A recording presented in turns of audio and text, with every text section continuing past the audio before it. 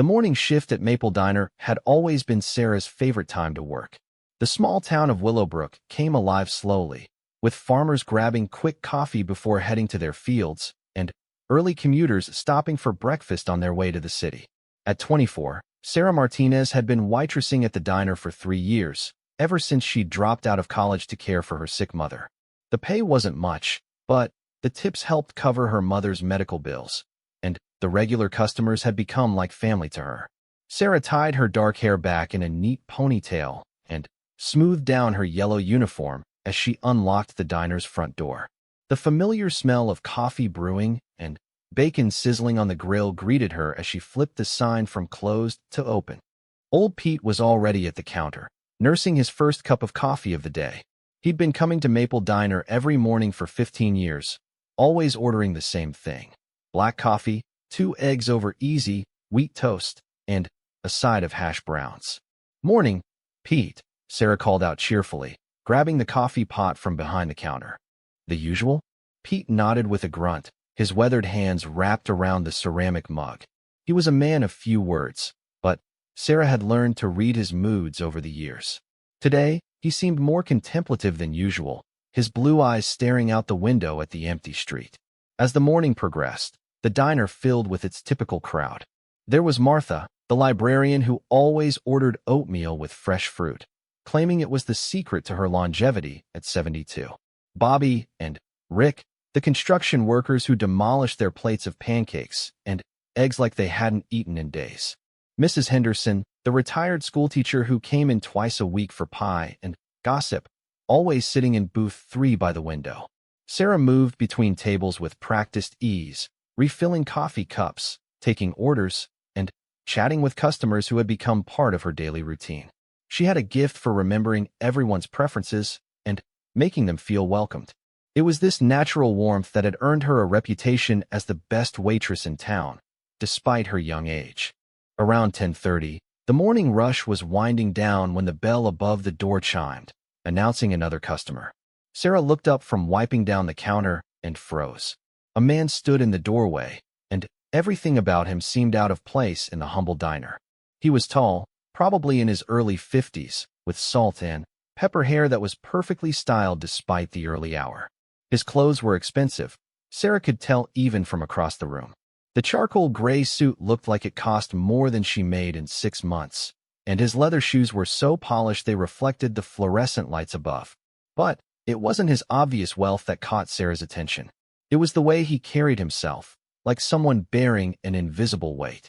His shoulders were slightly hunched, and there was a sadness in his dark eyes that seemed to permeate his entire being. He stood uncertainly in the doorway, as if he wasn't sure he belonged there. "Sit anywhere you'd like," Sarah called out, grabbing a menu from behind the register.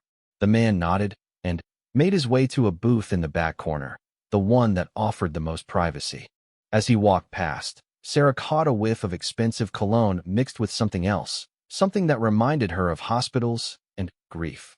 She approached his table with her usual friendly smile, though she felt oddly nervous. There was something about this man that seemed familiar, but she couldn't place it.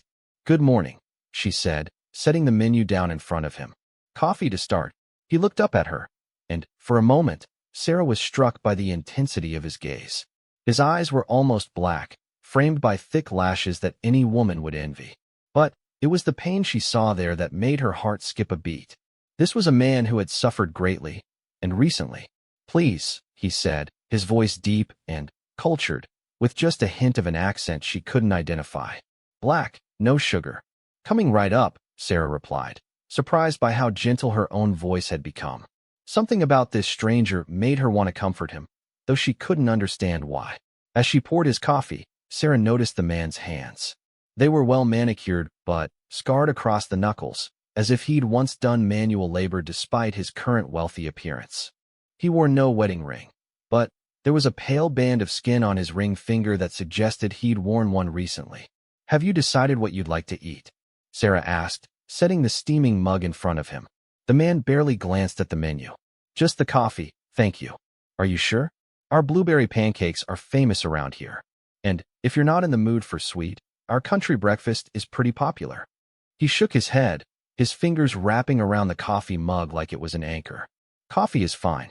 Thank you for asking, though. Sarah hesitated, something in his tone making her reluctant to walk away. You're not from around here, are you? A ghost of a smile crossed his lips. Is it that obvious? Well, your car kind of gives it away, Sarah said, glancing out the window at the sleek black sedan parked outside.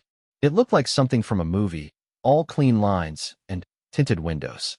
We don't see many cars like that in Willowbrook. It's a beautiful town, the man said, following her gaze. Peaceful. It is that. Sometimes too peaceful, if you ask me. Not much happens here. Sarah found herself lingering by his table, drawn by something she couldn't name. Are you just passing through? The man took a sip of his coffee before answering. I'm not sure yet. There was something about the way he said it that made Sarah think he wasn't talking about travel plans.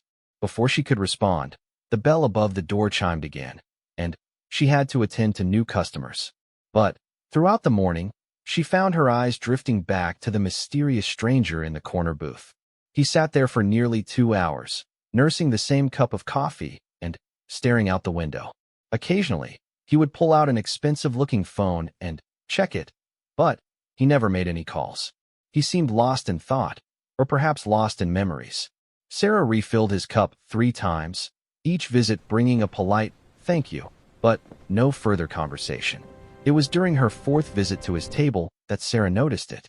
As the man reached for his coffee cup, the sleeve of his suit jacket rode up slightly, revealing a glimpse of what appeared to be a tattoo on his wrist. It was unusual enough to see any tattoo in their conservative little town, but on a man who clearly moved in wealthy circles, it was almost shocking. Sarah tried to get a better look without being obvious, but the man seemed to sense her attention and quickly adjusted his sleeve, covering the mark. Their eyes met for a moment, and Sarah felt heat rise to her cheeks. She'd been caught staring. I'm sorry, she said quickly. I didn't mean to. It's all right, he said. But there was a new tension in his voice. Could I have the check, please? Sarah's heart sank. She'd made him uncomfortable, and now he was leaving. Of course. I'll be right back. As she walked back to the register, Sarah couldn't shake the feeling that she'd just missed something important. The tattoo had been small, delicate even, but there had been something about it that seemed significant. She printed his check and walked back to his table, where he was already reaching for his wallet. Here you go, she said, setting the bill down. And, again, I'm sorry if I made you uncomfortable. I have this habit of being too curious for my own good. The man looked up at her, and, for the first time, his expression softened. You remind me of someone, he said quietly. Someone who was also too curious for her own good. There was such tenderness in his voice that Sarah felt her throat tighten. Whoever he was thinking of, he cared about them deeply. Is that a good thing or a bad thing? It's a beautiful thing, he said, pulling out a crisp $100 bill and placing it on the table. For someone who wasn't afraid to ask questions, who saw the best in everyone she met. Sarah stared at the money. His coffee had cost $2.50. Sir, this is way too much. I can't. Please, he said, standing up. Consider it a thank you for your kindness. It's been a difficult time for me lately. Your warmth meant more than you know. He was already walking toward the door when Sarah found her voice. Will we see you again? The man paused with his hand on the door handle. Perhaps. This town has something I've been looking for. What's that? He turned back to look at her, and Sarah was struck again by the profound sadness in his eyes. Peace, he said simply, and then he was gone. Sarah stood holding the $100 bill, watching as the black sedan pulled away from the curb and disappeared down Main Street. The other customers had barely looked up from their meals, unaware that something extraordinary had just happened. But Sarah felt it in her bones. This wasn't just a random encounter with a wealthy stranger. This was the beginning of something that would change everything. Over the next few days, Sarah found herself thinking about the mysterious man constantly.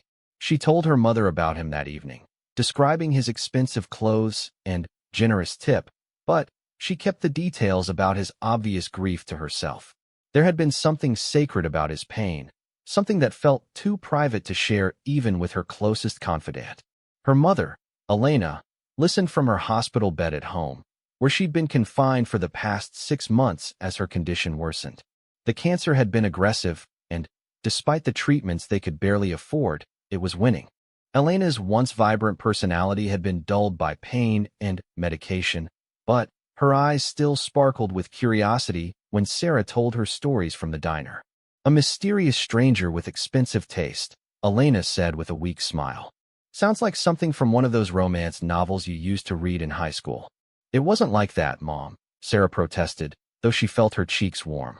He was hurting, really hurting. I've never seen anyone look so lost.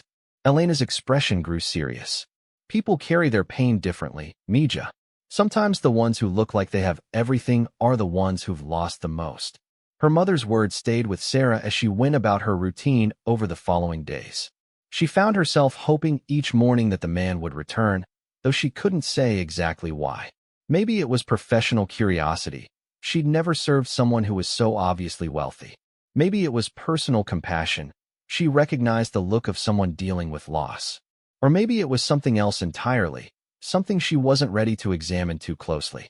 On Thursday morning, 5 days after his first visit, the man returned. Sarah was refilling coffee for the morning regulars when she heard the familiar chime of the door. She looked up to see him standing in the doorway again, wearing a different expensive suit, but carrying the same invisible burden. This time, he didn't hesitate. He walked straight to the same corner booth and sat down, his movements more purposeful than before. Sarah felt her pulse quicken as she approached his table with the coffee pot. "Good morning," she said, trying to keep her voice steady. "Black coffee, no sugar?" "You have a good memory," he said, and there was the hint of a real smile on his lips this time. "Occupational hazard," Sarah replied, pouring his coffee. "After 3 years of this job, I remember everyone's order. Mr. Thompson likes his coffee with exactly 2 sugars and a splash of cream. Mrs. Rodriguez always orders scrambled eggs, but only if they're made with real butter, not margarine. Old Pete." She gestured toward the counter where Pete was hunched over his breakfast. "Pete's been ordering the same thing every day for 15 years. 15 years, the man repeated thoughtfully. "That's remarkable consistency." "Pete says consistency is what keeps the world from falling apart," Sarah said. "Though between you and me, I think he just really likes our hash browns." This time, the man's smile reached his eyes. "What about you? Do you believe in consistency?" The question caught Sarah off guard. It seemed like more than casual conversation. I think consistency can be comforting. Our cook, Ruby, makes the batter from scratch every morning. French toast it is," the man said, closing the menu he hadn't opened. As Sarah walked back to place the order, she felt lighter than she had in days. Something about this man's return felt significant, though she couldn't put her finger on This why. cannot go Maybe on. it was just the You have to novelty of listen to someone me new now. in their small town, or maybe it was the mystery that surrounded him. Either way, she found herself looking forward to their brief conversations. When she brought his food, the man was staring out the window again, but this time his expression was less haunted. He seemed to be taking in the details of the town, the old courthouse across the street, the antique shop next door, the way the morning light filtered through the maple trees that gave the diner its name. "Have you lived here your whole life?" he asked as Sarah set down his plate. "All 24 years, she confirmed. "Born and raised in Willowbrook. Never been more than 100 miles from here, actually. Do you ever think about leaving?" The question was asked casually, but Sarah sensed deeper meaning behind it. "Every day," she admitted. "I had plans once. College, travel, maybe a career in social work. But life had other ideas." "What happened?" Sarah hesitated. She wasn't sure why she felt comfortable talking to this stranger about personal things, but something about his genuine interest made her want to answer. "My mom got sick. Cancer. The medical bills. Well, let's just say college became less important than keeping a roof over our heads and paying for treatments." The man's fork paused halfway to his mouth. "I'm sorry. That must be incredibly difficult." "It is," Sarah said simply. "But it's also taught me things I wouldn't have learned otherwise. About what's really important. About finding joy in small moments." "And do you find joy in small moments?" Sarah thought about it. "I try to. Like when Mrs. Henderson tells me stories about her students from 30 years ago, or when Pete actually smiles at one of my jokes, or when a stranger comes into our little diner and reminds me that there's a whole world out there beyond Willowbrook." The man looked up at her, and Sarah was surprised to see tears gathering in his dark eyes. "You're remarkable," he said softly. Heat crept up Sarah's neck. I'm really not. I'm just trying to make the best of things. That's exactly what makes you remarkable. They looked at each other for a long moment, and Sarah felt something pass between them. Not romantic, exactly, but a recognition of shared understanding about loss and resilience. Finally, she cleared her throat and stepped back. I should let you eat before it gets cold, she said. Of course. Thank you, Sarah. The fact that he knew her name shouldn't have surprised her. She wore a name tag, but something about the way he said it made her stomach flutter. She forced herself to walk away and attend to her other customers, but she remained acutely aware of his presence in the corner booth. As the morning progressed, Sarah noticed that the man was taking his time with breakfast. He ate slowly, savoring each bite, and continued to watch the activity on Main Street through the window. Several times, she caught him looking at her as she moved between tables, but he would quickly look away when their eyes met. It was during one of these stolen glances that Sarah finally got a clear look at his wrist tattoo. He was reaching for his water glass when his sleeve pulled back, revealing a small, intricate design that made Sarah's breath catch in her throat. It was a rose, delicate and beautiful, with a name written in elegant script beneath it, Isabella. The tattoo was clearly new. The skin around it was still slightly pink with healing. But what struck Sarah most was the incredible artistry of the design. This wasn't some random tattoo from a shop. It was a work of art, created with obvious love and care. Before Sarah could look away, the man noticed her staring. This time, instead of covering the tattoo, he slowly pushed his sleeve up further, revealing the full design. The rose was even more beautiful than she'd thought, with tiny thorns along the stem and petals so realistic they seemed to move in the light. Isabella, Sarah said softly, reading the name. The man nodded, his thumb tracing over the tattoo with infinite tenderness. My wife. The past tense hung in the air between them, heavy with meaning. Sarah felt her heart clench with sympathy. She must have been very special. She was everything, he said, his voice barely above a whisper. Everything good in my world. Sarah sank into the seat across from him without thinking. The diner was mostly empty now, and something about this moment felt too important to rush through while standing. How long has it been? She asked gently. 3 months, he said. 3 months, 2 weeks, and for days. The precision of his answer told Sarah everything she needed to know about the depth of his grief. She'd seen the same thing in her father after her grandmother died. The way he could calculate exactly how much time had passed since his loss, as if marking each day was a form of honoring the person who was gone. I'm so sorry, Sarah said, and meant it. The man looked up at her, and she saw gratitude in his eyes. Thank you. Most people don't know what to say, so they say nothing. Or they tell me she's in a better place, or that I'll move on eventually. As if love is something you can just leave behind. Love like that doesn't get left behind, Sarah said firmly. It becomes part of who you are. Something shifted in the man's expression. He studied Sarah's face as if seeing her clearly for the first time. You speak like someone who understands loss. Sarah thought about her father, who died in a car accident when she was 16. She thought about watching her mother's strength slowly drain away with each round of chemotherapy. I've learned that grief isn't something you get over. It's something you learn to carry. The man was quiet for a long time, his fingers still absently tracing the tattoo. Finally, he spoke. Isabella would have liked you. Would have. She collected people the way others collect art. Not possessively, but appreciatively. She saw beauty in everyone she met, especially people others might overlook. She would have seen immediately what I'm just beginning to understand. What's that? That kindness is the rarest form of beauty. Sarah felt tears prick her eyes. This stranger was grieving someone who sounded wonderful, someone who had clearly been loved deeply and completely. What was she like?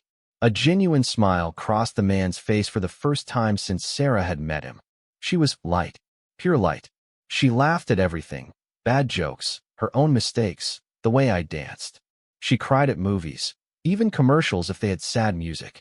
She left notes in my jacket pockets with hearts drawn in the corners. His voice caught slightly. She made everyone around her believe in the possibility of goodness. She sounds incredible. She was. And she was taken too soon, too suddenly. One day she was planning our summer vacation, and the next. He shook his head. I keep thinking if I'd been there, if I'd made her go to the doctor sooner, if I'd paid more attention to the signs. Sarah reached across the table without thinking, covering his hand with hers. You can't blame yourself. Sometimes terrible things happen, and there's no one to blame. The man looked down at their joined hands, and Sarah realized what she'd done. She started to pull away, but he turned his hand over, gently holding hers. Thank you, he said. It's been a long time since anyone. He trailed off, but Sarah understood. It had been a long time since anyone had offered him simple, human comfort.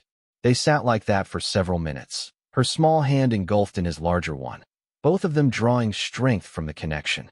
Finally, Sarah became aware that they might be observed by the other customers and gently extracted her hand.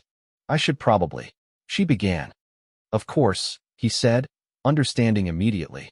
Thank you for listening. I haven't talked about Isabella to anyone since the funeral. Sometimes it helps to talk about the people we've lost. It keeps them alive in a way. The man pulled out his wallet and placed another generous tip on the table. As he prepared to leave, he paused and looked directly at Sarah. My name is David, he said. David Castellanos. The name meant nothing to Sarah, but she could tell by the way he said it that it should. There was weight behind it, expectation. When she didn't react with recognition, something like relief crossed his features. It's nice to meet you, David, Sarah said simply. Likewise, Sarah. Very much likewise. After he left, Sarah stood by the window watching his car disappear down Main Street. Something about David Castellanos had burrowed into her heart during their brief conversations. Maybe it was recognition of shared grief, or maybe it was simple human compassion for someone in pain. Either way, she found herself hoping desperately that he would return. That evening, Sarah sat by her mother's bedside, telling her about David and his wife Isabella. Elena listened with growing interest, her journalist's instincts awakening despite her weakened state. Castellanos, she murmured. That name is familiar. And you said he drives an expensive car, wears suits that cost more than we make in months? Mom, what are you thinking? Elena reached for the tablet Sarah had bought her to help pass the long hours of treatment. With shaky fingers, she opened a web browser and typed in David Castellanos. The screen filled with search results, and Sarah's mouth fell off. Sarah barely slept that night. Every time she closed her eyes, she saw images from the articles she and her mother had read about David Castellanos. Photos of him at the World Economic Forum, shaking hands with presidents and prime ministers. Headlines about billion-dollar deals and technological breakthroughs that had changed the world. And always, in the older photos, Isabella was there beside him, radiant, loving, clearly the anchor that kept him grounded in his extraordinary life. The contrast between those public images and the broken man who had sat in their corner booth, tracing a tattoo of his wife's name, was almost impossible to reconcile. In the diner, David had been just a grieving widower seeking comfort in a cup of coffee and a kind word. But the articles painted a picture of someone whose decisions affected millions of people, whose companies employed hundreds of thousands, whose wealth was almost incomprehensible. When Sarah arrived at work the next morning, she felt nervous in a way she never had before. Would David return? And if he did, how could she possibly act natural now that she knew who he really was? She tied her apron with shaking hands and tried to focus on her usual routine, but her eyes kept drifting to the corner booth where he had sat. Ruby, the diner's cook and Sarah's closest friend at work, noticed her distraction immediately. Ruby was 63 years old, with steel gray hair and hands that could create magic with the simplest ingredients. She had been working at Maple Diner since before Sarah was born and had a sixth sense for reading people's moods. You're jumpier than a cat in a thunderstorm, Ruby observed, flipping pancakes with practiced ease. What's got you so worked up? Sarah hesitated. She trusted Ruby completely, but something held her back from sharing David's secret. Maybe it was the way he had seemed so grateful when she hadn't recognized his name, or maybe it was instinct telling her that his privacy was precious and fragile. Just didn't sleep well, Sarah said, arranging coffee cups behind the counter. Mom had a rough night. Ruby's expression softened immediately. Elena Martinez was beloved by everyone at the diner. Before her illness, she had been a frequent customer, bringing Sarah lunch during her high school years and always having a kind word for everyone. The entire town was watching her battle with cancer, and everyone felt helpless in the face of something so devastating. How's she doing with the new treatment? Better some days, worse others. The doctors say we won't know if it's working for another few weeks. Ruby reached over and squeezed Sarah's shoulder. Your mama's a fighter. She'll beat this thing. Sarah forced a smile and nodded, though privately she wasn't so sure. The cancer had been aggressive from the start, and each treatment seemed to take more out of her mother than the last. The medical bills were astronomical, even with the payment plans the hospital had arranged. Sarah had applied for every assistance program she could find, but there was still a mountain of debt that kept her awake at night. The morning rush began as usual, with familiar faces ordering familiar meals. Sarah found her rhythm in the routine, taking orders and refilling coffee cups, but part of her attention remained focused on the door. At 10:15, her vigilance was rewarded. David Castellanos walked through the door, wearing yet another expensive suit, but this time Sarah thought she detected something different in his bearing. He seemed less lost, more purposeful. He nodded to her as he made his way to the same corner booth, and Sarah felt her heart rate accelerate. She gave him a few minutes to settle in before approaching with the coffee pot. Good morning, David, she said, proud that her voice sounded steady. The usual? Please, he said. And when he looked up at her, Sarah saw something new in his dark eyes. There was still profound sadness there, but underneath it was a spark of something that might have been curiosity or even hope. As Sarah poured his coffee, she became acutely aware of every detail about him that she had missed before. The way his fingers were slightly stained with what looked like ink, as if he'd been writing by hand. The fact that despite his expensive clothes, he wore no jewelry except for a simple watch. The small scar on his chin that suggested he hadn't always lived such a refined life. How are you this morning? David asked, and something about the way he said it made Sarah think he genuinely wanted to know. I'm well, thank you. And you? David considered the question seriously. Better, he said finally. I slept better last night than I have in months. That's wonderful, Sarah said, and meant it. I think sometimes it just takes finding the right place to rest. I think you might be right about that, David said, his eyes meeting hers. This town has a peaceful quality I hadn't expected to find. Sarah wanted to ask what had brought him to Willowbrook specifically, but she sensed that pushing for information would break whatever fragile trust was building between them. Instead, she asked, would you like some breakfast today? What would you suggest for someone who hasn't had much of an appetite lately? The question was casual, but Sarah heard the underlying admission. David hadn't been taking care of himself since Isabella's death. Let me bring you something that's gentle but nourishing, she said. Trust me, David nodded, and Sarah felt a warm glow at his faith in her judgment. She walked back to the kitchen, where Ruby was assembling plates for the morning orders. Ruby, I need you to make something special, Sarah said quietly. For the gentleman in the corner booth. He's been having a hard time and hasn't been eating much. Ruby glanced through the service window at David, taking in his expensive appearance and obvious grief with shrewd eyes. She had seen enough of life to recognize pain when she saw it, regardless of how well it was dressed. I've got just the thing, Ruby said. Scrambled eggs with fresh chives, light and fluffy. Wheat toast with honey butter. Fresh fruit salad with berries. And I'll make him some of my special chamomile tea. It's soothing for folks who've been having trouble sleeping. You're an angel, Sarah said gratefully. Honey, anyone can see that man needs some tender loving care. Rich or poor, grief is grief. 20 minutes later, Sarah carried the beautifully arranged plate to David's table. Ruby had outdone herself, creating a meal that looked like something from a fancy restaurant, but felt like comfort food.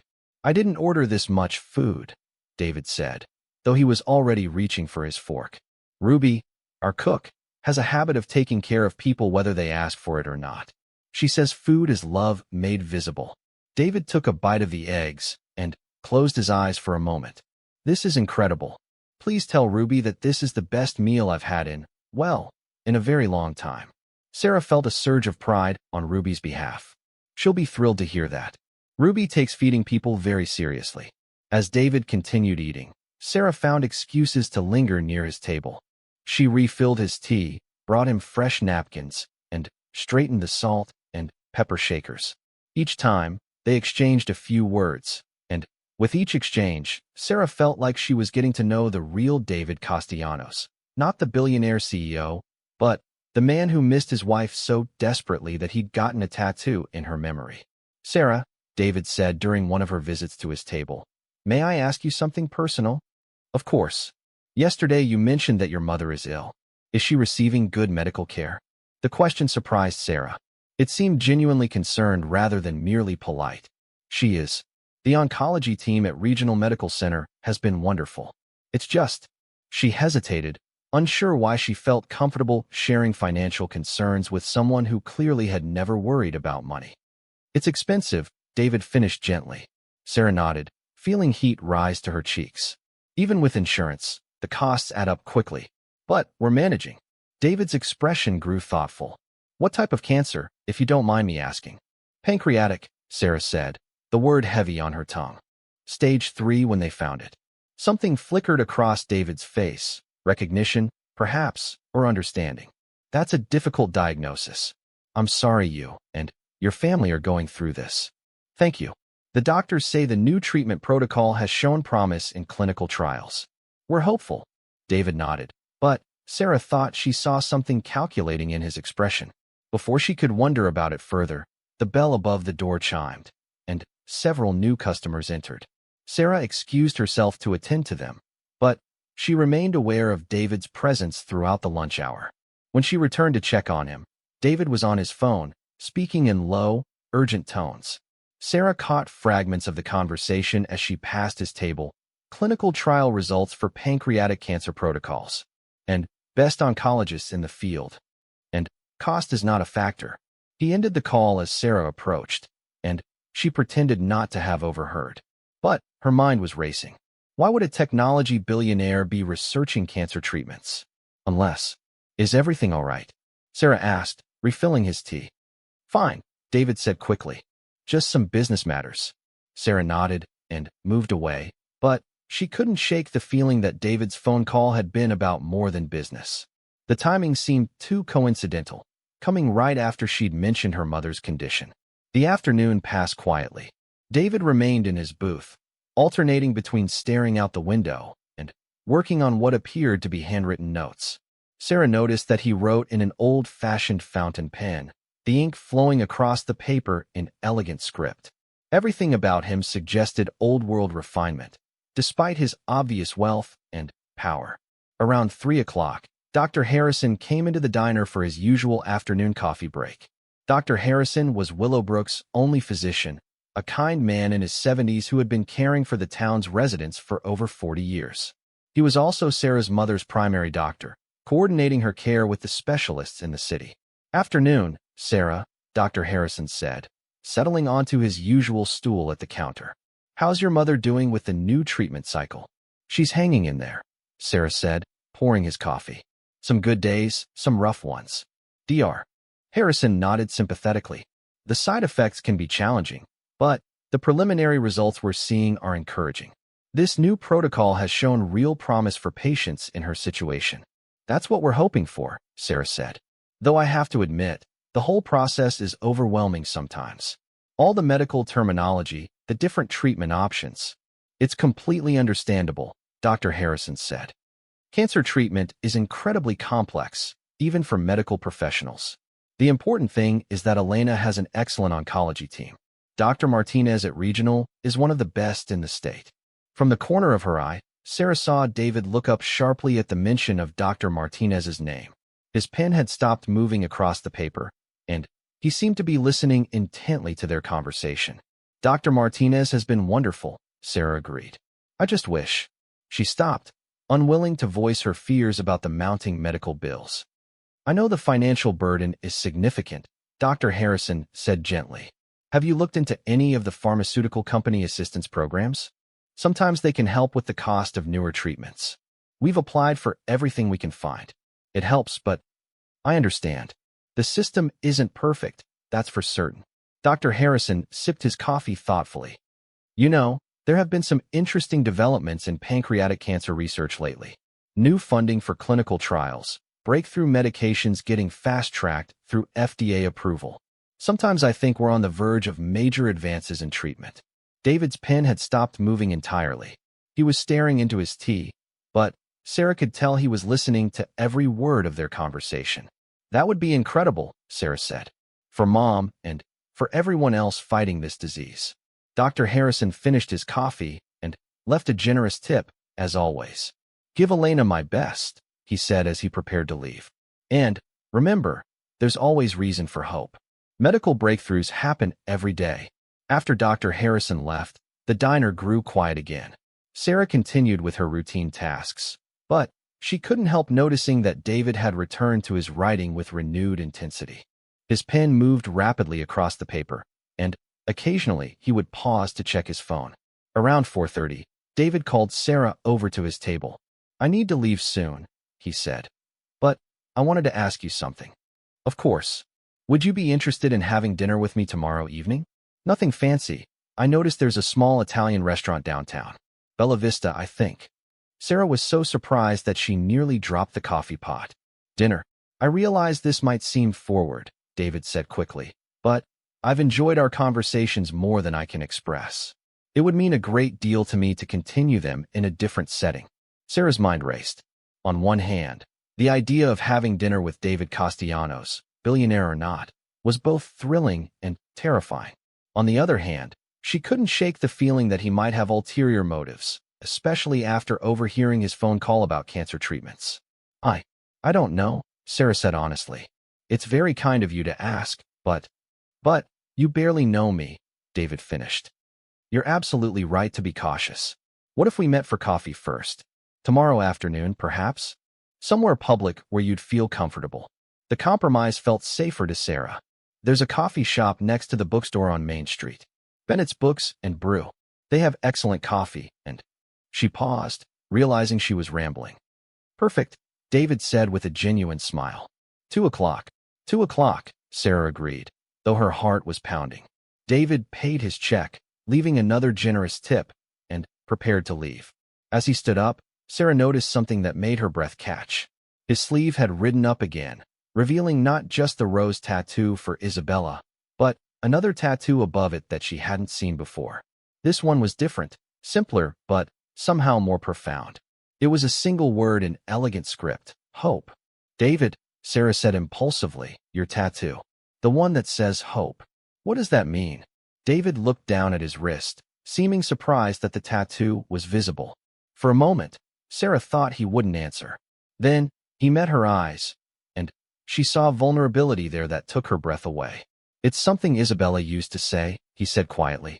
Whenever things seemed impossible, whenever I got lost in the darkness of business or politics or just life in general, she would take my hand and say, there's always hope, David. Always. She said it to me in the hospital, right before. His voice broke slightly. The tattoo artist suggested I get them both at the same time. Isabella's name to remember what I lost, and hope to remember what she wanted me to keep. Tears stung Sarah's eyes. The idea of this powerful, wealthy man getting tattoos to honor his wife's memory was somehow the most romantic thing she'd ever heard. She sounds like she was an amazing woman. She was, David said. And I think she would have approved of me having coffee with someone who reminds me that hope still exists in the world. After David left, Sarah stood in the empty diner, her mind spinning. She was going to have coffee with one of the richest men in the world. A man who was clearly still deeply in love with his deceased wife, but who seemed to find some comfort in Sarah's presence.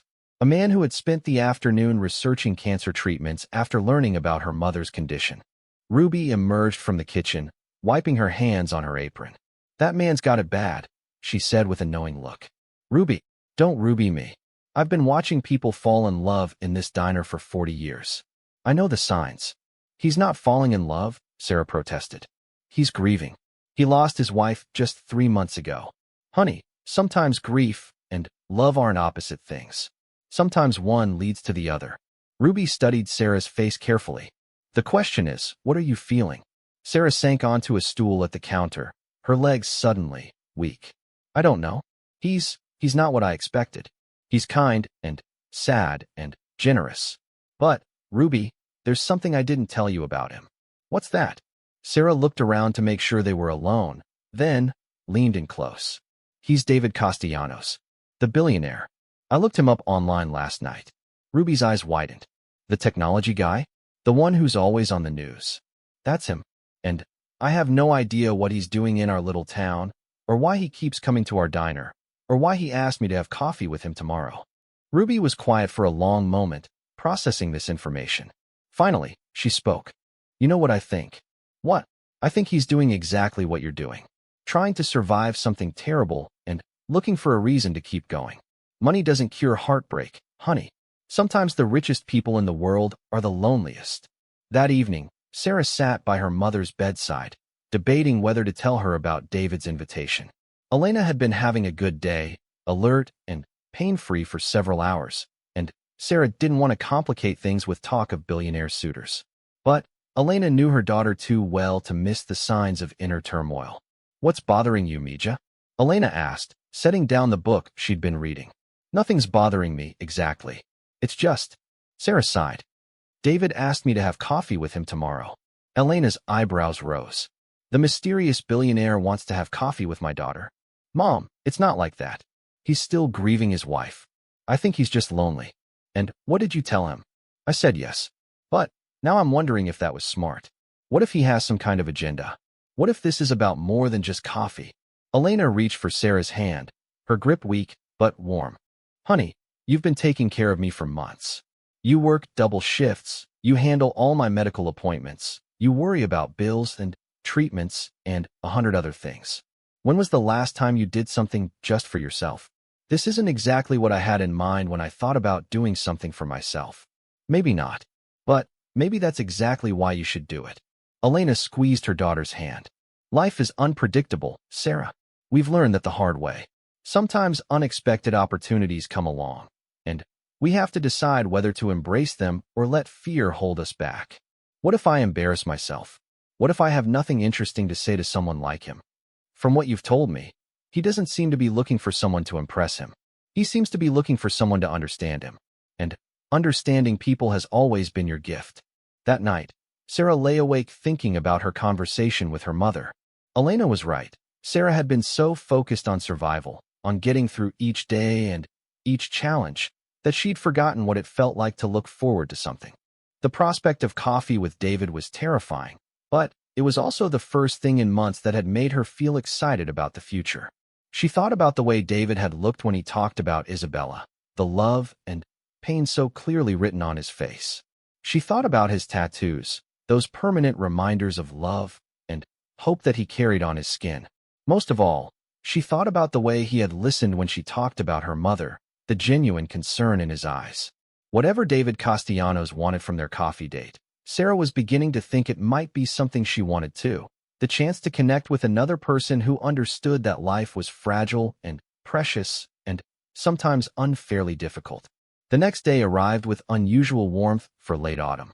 Sarah dressed carefully for work, choosing her favorite jeans and a soft blue sweater for after her shift.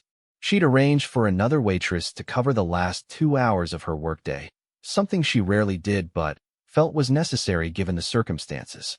The morning at the diner passed in a blur. Sarah found herself watching the door, half hoping and half dreading that David would appear for his usual coffee. But 10 o'clock came and went without any sign of him. Then 11, then noon. By 1 o'clock, Sarah was beginning to wonder if David had changed his mind about their coffee date. Maybe he'd realized how inappropriate it was to ask out a small-town waitress. Maybe he'd remembered that he was one of the most powerful men in the world, and she was nobody special. But at 1:30, just as Sarah was beginning to untie her apron, David appeared in the doorway. He wasn't wearing one of his expensive suits today. Instead, he had on dark jeans, a cashmere sweater, and a leather jacket that looked both casual and impossibly elegant. He looked younger somehow, less burdened. "Are you ready?" he asked, approaching the counter where Sarah stood frozen with surprise. "Ah, yes. Just let me get my purse." Ruby appeared from the kitchen as Sarah gathered her things. "You two have fun," she said with a meaningful look at Sarah. "And take your time." David held the door for Sarah as they left the diner, and she was struck by the simple courtesy of the gesture. Everything about him suggested good manners and consideration, despite his obvious wealth and power. "I hope you don't mind walking," David said as they stepped onto the sidewalk. "It's such a beautiful day, and I thought we could enjoy the weather." "I love walking," Sarah said, falling into step beside him. "I walk everywhere in town. Cars seem almost unnecessary here." "It's one of the things I find so appealing about Willowbrook," David said. "Everything feels so manageable." Human scale. They walked in comfortable silence for a few blocks, past the old courthouse and the antique shops that lined Main Street. Sarah found herself stealing glances at David, still unable to completely reconcile the man beside her with the powerful CEO she'd read about online. "Sarah," David said as they approached Bennett's Books and Brew. "Before we go in, there's something I need to tell you." Sarah's heart skipped. Here it comes, she thought. Whatever his real agenda is. "I made some phone calls yesterday," David continued, "about your mother's condition. I have some connections in the medical field, and I wanted to see if there were any treatment options that might not have been explored yet." Sarah stopped walking. "You researched my mother's cancer? I hope you don't think I was overstepping," David said quickly. "It's just that pancreatic cancer is something I've had experience with before. Isabella's father died from it 5 years ago, and we learned a lot about the latest treatments during his battle." "Oh." Sarah wasn't sure whether to be touched or concerned by his initiative. "I spoke with a colleague who runs a clinical trial program at Sloan Kettering," David continued. "There's a new immunotherapy protocol that's showing remarkable results for patients with your mother's specific type and stage of cancer. The problem is that it's still experimental, so insurance companies won't cover it." Sarah's throat tightened. Of course there would be a promising treatment that they couldn't afford. How much would something like that cost? "That's not important right now," David said gently. "What's important is that your mother might be a candidate for something that could significantly improve her prognosis. Would you be interested in exploring that possibility?" Sarah stared at him, her mind reeling. "David, that's incredibly kind of you to look into, but we can't afford experimental treatments. We're already struggling with the standard protocols. What if cost wasn't a factor?" The question hung in the air between them, heavy with implication. Sarah finally understood why David had asked her to coffee, and the realization left her feeling both grateful and strangely disappointed. "You want to pay for my mother's treatment," she said flatly. "I want to help," David said. "If I can." Isabella always said that when you have the means to help someone, you have the responsibility to do it. She would never forgive me if I stood by and watched someone suffer when I could have made a difference. Sarah felt tears burning behind her eyes. The offer was generous beyond anything she could have imagined, but it also changed everything. "I can't accept that kind of help from someone I barely know. But you could accept it from a friend?" Sarah looked into David's eyes and saw nothing but sincerity there.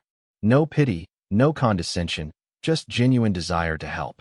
"Is that what we are? Friends?" Bennett's Books and Brew was exactly the kind of cozy coffee shop that Sarah had always imagined existed in bigger cities, but never expected to find in Willowbrook.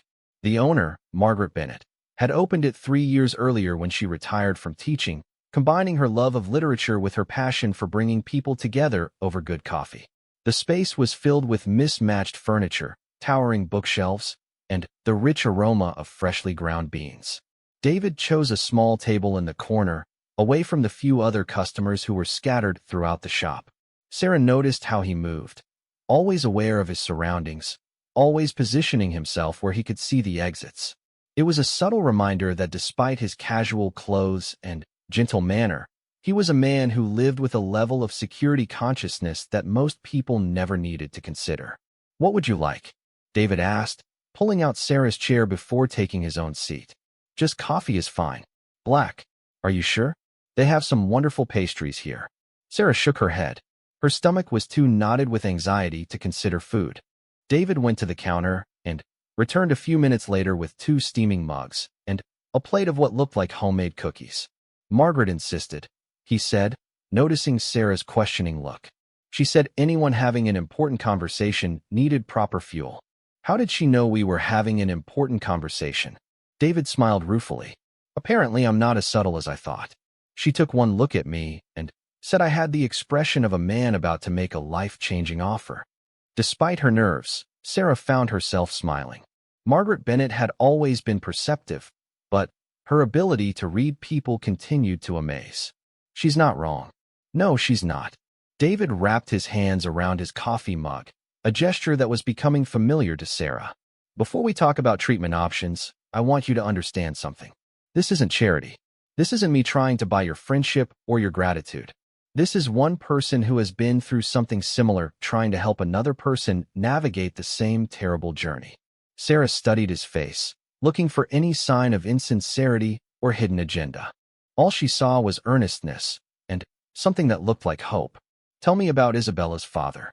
David's expression softened. Roberto Vasquez.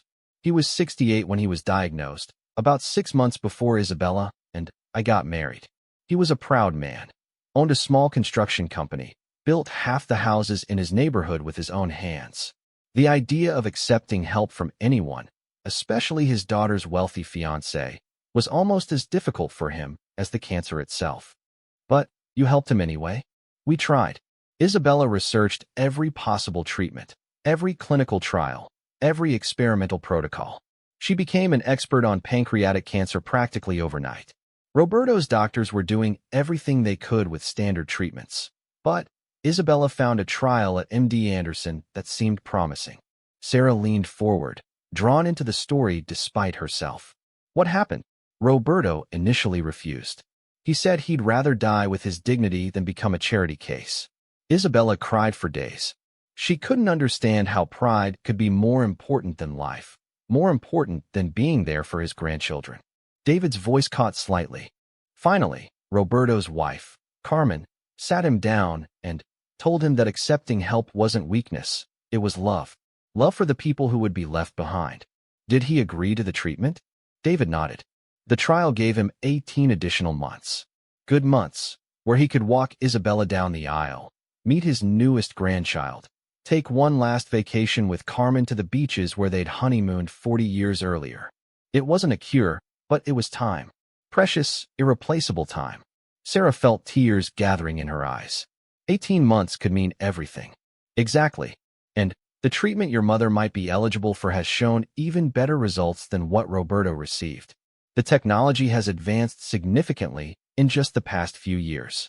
Tell me about it, Sarah said quietly. David pulled out his phone and opened a file he'd obviously prepared. The treatment is called CAR T-cell therapy combined with a new drug called pembrolizumab. Essentially, they take your mother's own immune cells, modify them in a laboratory to better recognize and attack cancer cells, then reintroduce them to her system along with a medication that helps her immune system work more effectively. That sounds like science fiction. I know it does. But the results from the trial have been remarkable.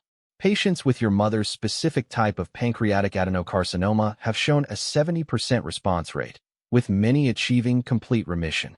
Sarah's heart started pounding. 70%. The trial is being conducted at 4 hospitals nationwide.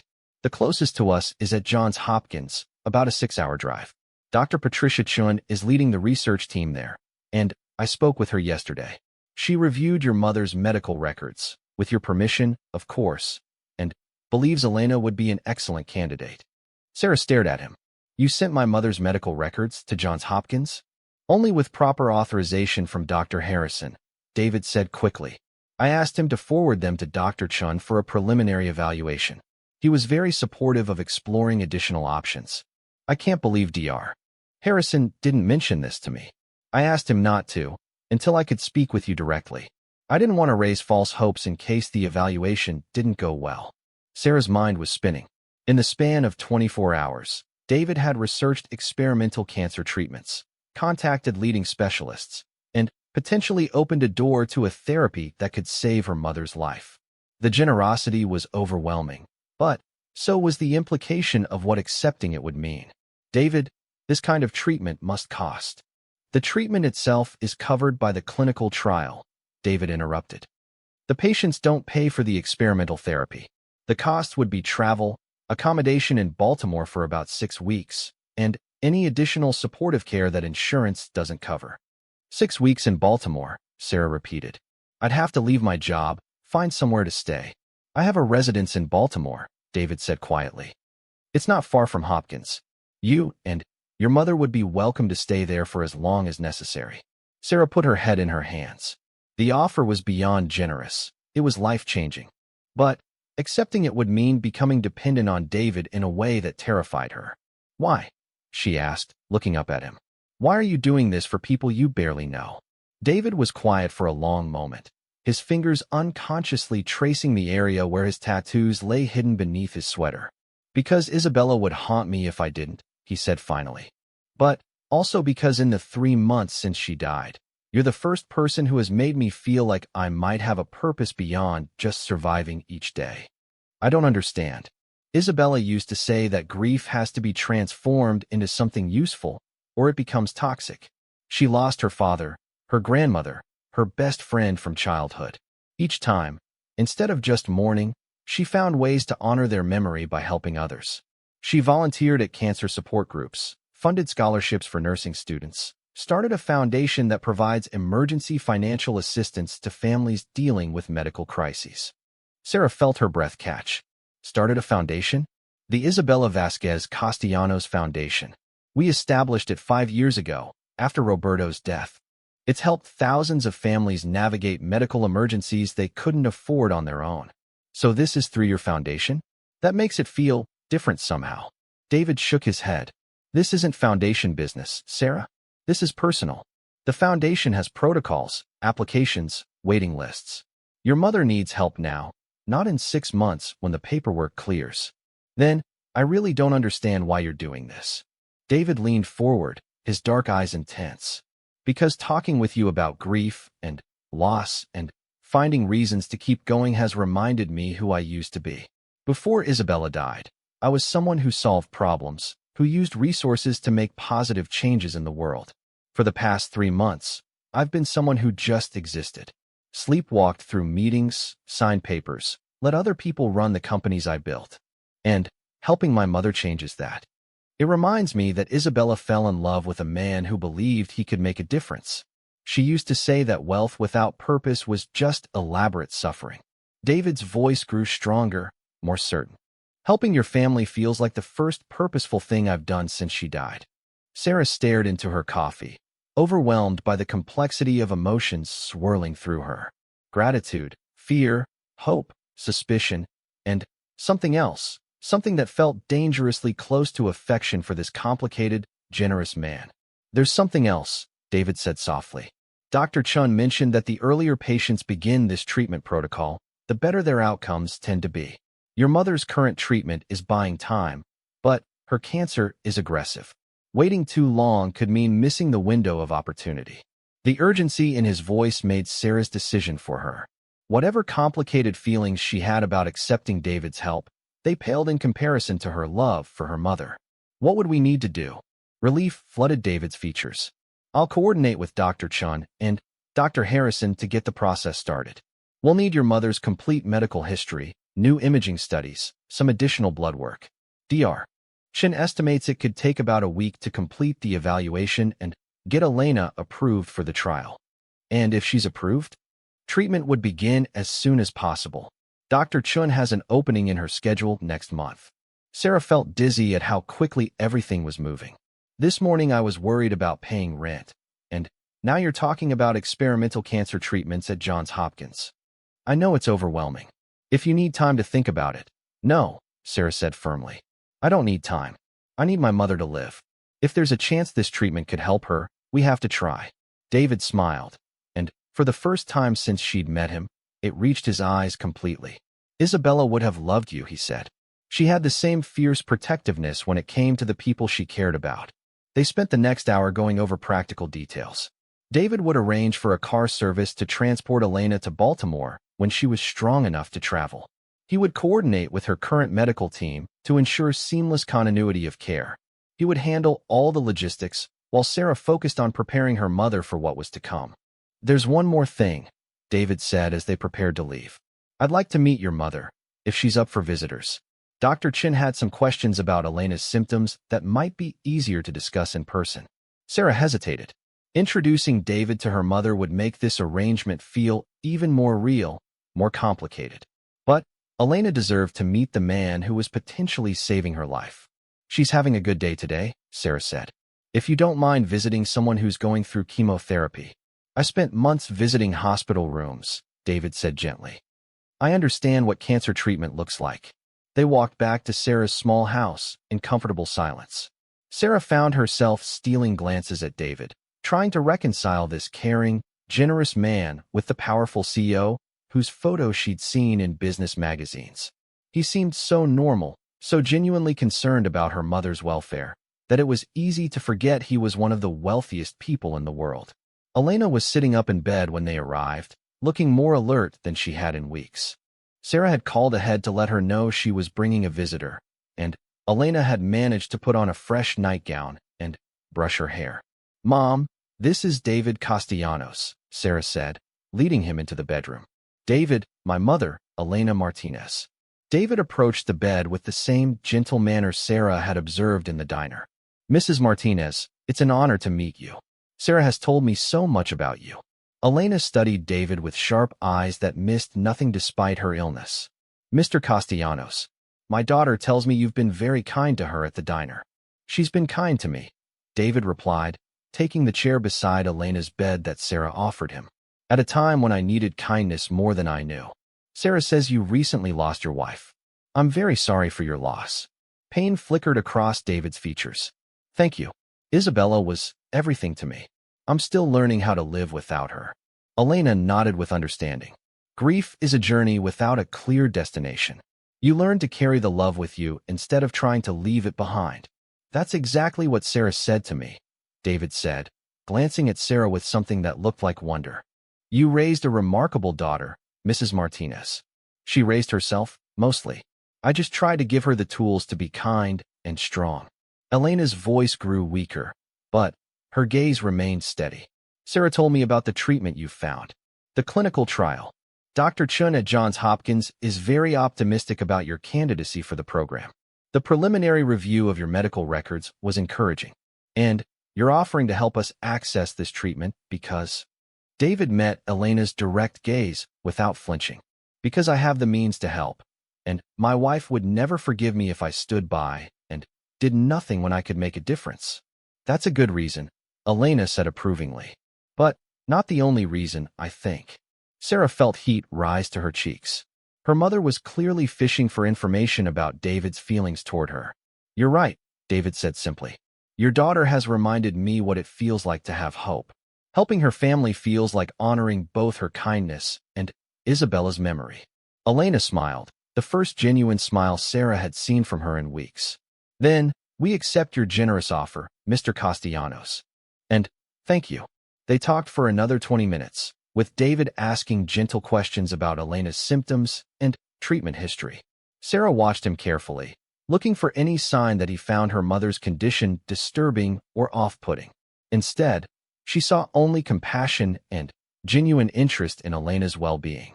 When Elena grew tired, David took his leave with promises to call Dr. Chin first thing in the morning to begin the evaluation process. "I'll walk you out," Sarah said, following him to the front door. They stood on the small porch, the autumn air crisp around them.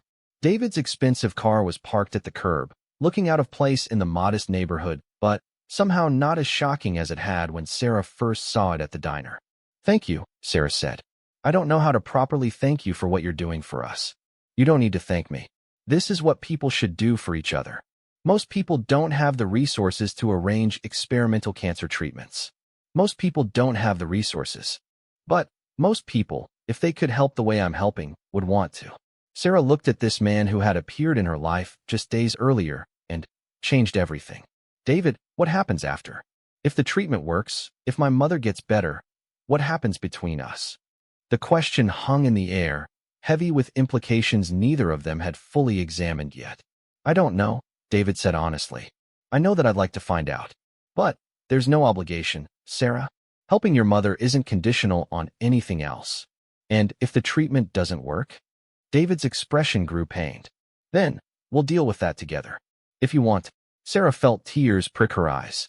The kindness in his voice, the genuine care for both her and her mother, was overwhelming. "I want to," she whispered. David reached out and gently touched her cheek, wiping away a tear that had escaped. "Then, that's what we'll do." That night, Sarah sat beside her mother's bed, both of them too excited and anxious to sleep. The possibility of the experimental treatment had changed everything. Suddenly, there was hope where there had been only grim determination to fight as long as possible. "What do you think of him?" Sarah asked. "Really?" Elena was quiet for a moment, considering. "I think he's a man who loved his wife completely and is trying to figure out how to live without her. I think helping us is part of that process." "Do you think his motives are purely altruistic?" "No," Elena said with a small smile. "I think he cares about you, Mija. The question is whether that frightens you or pleases you." "Both," Sarah admitted. "Good. Any man worth caring about should do both." Over the next several days, David was true to his word. He coordinated with Dr. Chun and Dr. Harrison to expedite Elena's evaluation for the clinical trial. Sarah found herself speaking with him multiple times each day as they navigated the complex medical bureaucracy required to get Elena approved for the experimental treatment. David continued to visit the diner each morning, but their relationship had shifted. Instead of the polite conversation between waitress and customer, they talked like partners working toward a common goal. Sarah found herself looking forward to their discussions about Elena's progress, but also to the moments when they talked about other things, books they'd read, places they'd traveled, dreams they'd harbored. "Have you ever been to Europe?" David asked one morning, lingering over his coffee long after the breakfast rush had ended. "I've never been anywhere," Sarah confessed. "I got a passport when I was 18, thinking I'd use my college savings to backpack through Europe before starting school. Then, Dad died, and those plans got set aside. Isabella and I went to Italy for our honeymoon. She fell in love with a small village in Tuscany called Montepulciano. We bought a house there, thinking we'd spend summers writing and reading and drinking wine." "Did you?" "For a few years." Isabella would spend hours in the local markets, talking to the vendors in her broken Italian, collecting recipes and stories. She said traveling wasn't about seeing famous places. It was about connecting with people who lived completely different lives. Sarah could picture it. Isabella charming everyone she met. David watching her with the bemused affection of a man who couldn't quite believe his luck in finding such a person. "Do you think you'll go back there?" Sarah asked. David was quiet for a long moment. "I'm not, I hope so," David said softly. "I know this is complicated, Sarah. I know you have every reason to be suspicious of my motives. But the truth is, I haven't felt connected to another human being since Isabella died. Talking with you, being around you, it's reminded me what it feels like to care about someone other than myself." Sarah's heart was pounding. "David, come have coffee with me," he said. "Let me tell you about the treatment options. Let me tell you about Isabella's father and what we learned during his fight. And then you can decide what you want to do. No pressure, no strings attached. Just information from someone who has been where you are now." Sarah looked at the coffee shop, then back at David's earnest face. Every instinct told her that accepting help from him would complicate her life in ways she couldn't predict. But her mother's life hung in the balance, and David was offering hope. "Okay," she said finally. "Let's have coffee." And David Castellanos wasn't just wealthy. He was one of the richest men in the world. CEO and founder of Castellanos Industries, a technology empire that had revolutionized everything from smartphones to renewable energy. Net worth estimated at over $40 billion. And, according to every article they clicked on, he had disappeared from public view 3 months ago following the sudden death of his beloved wife, Isabella Castellanos, who had died from a rare heart condition at the age of 45. Sarah stared at the photos on the screen. Images of David at charity galas, business conferences, always with a beautiful, dark-haired woman by his side. Isabella had been stunning, but more than that, she had radiated the kind of joy and warmth that David had described. In every photo, she was touching someone, a hand on an arm, a hug, a kiss on a cheek. She had indeed been a collector of people. $40 billion, Elena whispered. And he's been sitting in our little diner, talking to you about grief and love. Sarah's mind was reeling. The mysterious stranger who had been so generous with his tips, who had shared his most intimate pain with her, was one of the most powerful men in the world. And he had chosen their small town, their humble diner, as his refuge. "What do you think he's doing here?" Sarah asked. Elena closed the tablet and looked at her daughter with serious eyes. I think he's looking for the same thing you are, Mija. A place where he can just be human.